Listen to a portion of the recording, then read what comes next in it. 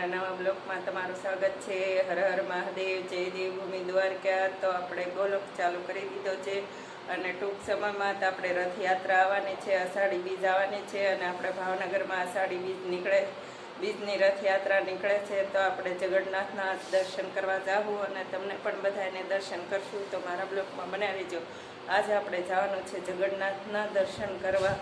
તો નવી મૂર્તિ આવી ગઈ છે અને આપણે દર્શન કરવા કેદુનું જવું હતું પણ મેળ જ નહોતો આવતો, હુકમ થતો જ નહોતો। આજ હુકમ થઈ ગયો છે તો આજે આપણે દર્શન કરવા જઈશું। જો પહેલાં થોડાક દાણા લેવાના છે તો આપણે પારેવાને નાખવાના છે, તો પહેલાં દાણા નાખશું અને પછી જાહું દર્શન કરવાનું, કાં પહેલાં દર્શન કરશું અને પછી વળતા આપણે નાખશું દાણા। તો મારા બ્લોગમાં બનાવી રહેજો। આપણે જવાનું છે જગન્નાથના દર્શન કરવા। જો આપણે દાણા નાખવા પગી ગયા છે કબૂતરાને, જ્યાં આપણે નાખી છે ત્યાં જો કબૂતર, કેટલાય કબૂતર છે। જો આપણે જ્યાં કબૂતરને દાણો નાખી ત્યાં પગી ગયા છે અને હવે આપણે દાણા નાખી દઈએ। જો આપણે કબૂતરને દાણા નાખવા મળ્યા છે। કબૂતર કેટલા આઘા છે,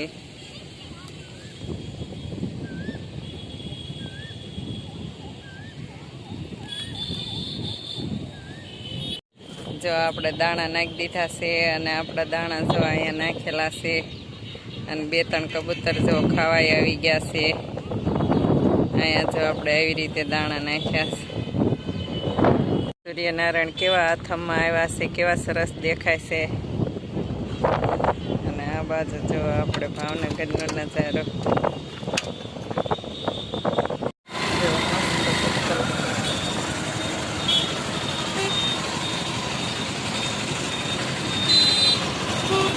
આપણે જગન્નાથ મંદિરે પહોંચી ગયા છે અને આપણે જગન્નાથના દર્શન કરી લીધા છે।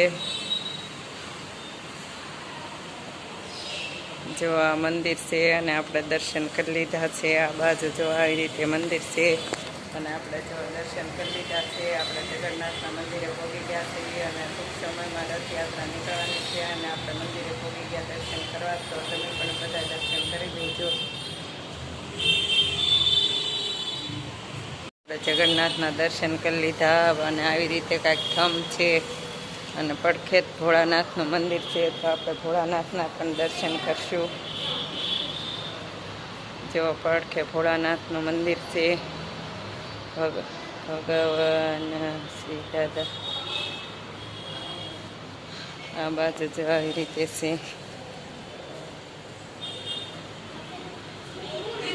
બજરંગદાસ બાપાનો ફોટો છે। જો હનુમાન દાદા પાસે દીવો જગે છે। જો અંબે માનું મંદિર છે।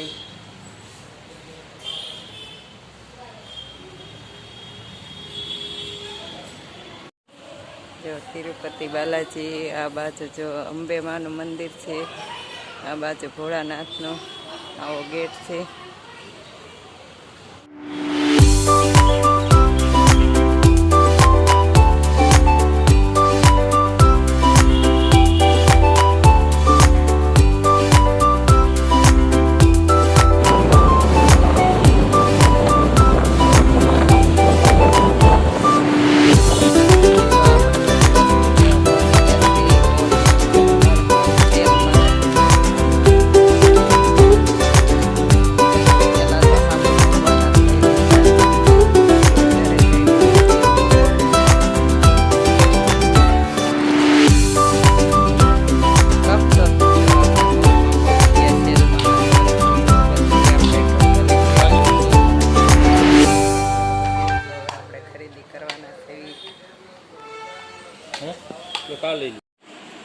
જો આપણે ઘરે પહોંચી ગયા છીએ અને આપણે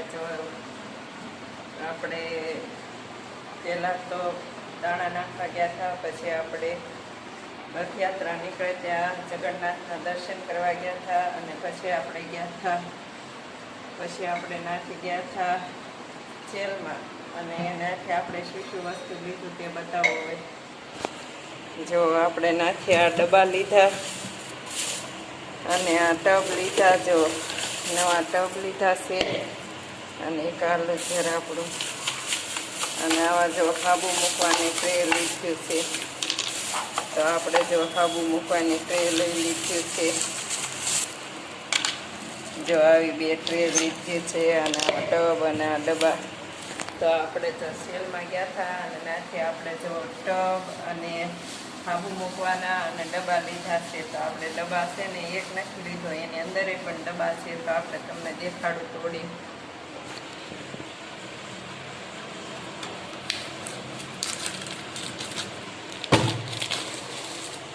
જો આવી રીતે પેકિંગ કાક કરેલું છે.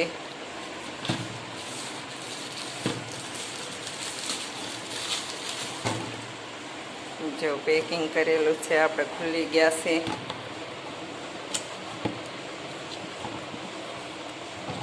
હવે આપણે આ ઢાંકણું ખોલવાનું છે.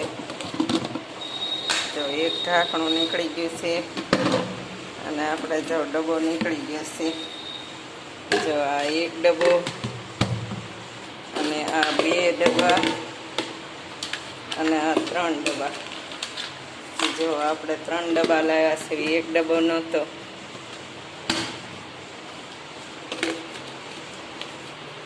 જો આવી રીતે આપણે કાંઈક 3 ડબ્બા લાવ્યા છે. જો એટલી વસ્તુ આપણે લેતા આવ્યા છે. જો આપણે થોડી વસ્તુ ઘરમાં લાવી છે અને આપણે જોતા પૂરતી જ વસ્તુ લાવવાની છે કે આપણે જે જરૂર હોય તે ન વપરાય તે શું કામની આપણે ઘરમાં લાવીને હતી. તો આપણે ડબ્બાની બહુ જરૂર હતી. આપણે જો ડબ્બા લાવ્યા છે, આપણે 3 ડબ્બા ટબ અને હાબુ મૂકવાનું લાવ્યા છે. ત્યાં હાબુ આપણે એક મૂકતા હતા, તો હવે આપણે 2 બાથરૂમમાં એક ટ્રે મૂકીએ હોય એટલે 2 બાથરૂમમાં આપણે હાબુ મૂકાય. તો આપણે જો આવી રીતે કાંઈક લાવ્યા છે ડબ્બા.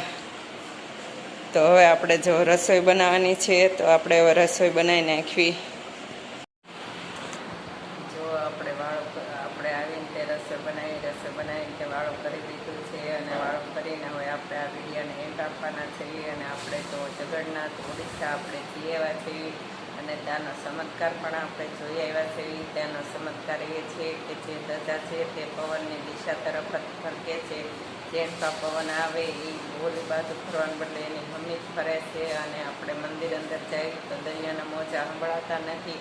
એટલે આપણે 2 ચમત્કાર જોઈ આવ્યા છીએ. અને જો જગન્નાથ 4 ધામમાંથી એક ધામ પણ આવે છે, 4 ધામમાંથી. અને આપણે અત્યારે ભાવનગરમાં આવેલું જગન્નાથનું મંદિર જોવા દર્શન કરવા ગયા હતા, ત્યાંથી દર્શન કરીને આવ્યા છીએ. અને સુભદ્રા અને બલભદ્ર અને જગન્નાથના દર્શન કર્યા. અને આપણે હવે આ વિડીયોને એન્ડ આપશું. જો તમને આ વિડીયો ગમ્યો હોય તો લાઈક કરો, શેર કરો અને સબસ્ક્રાઈબ કરો. હર હર મહાદેવ. મળીએ નેક્સ્ટ બ્લોગમાં. જય દેવી ભૂમિ દ્વારકા.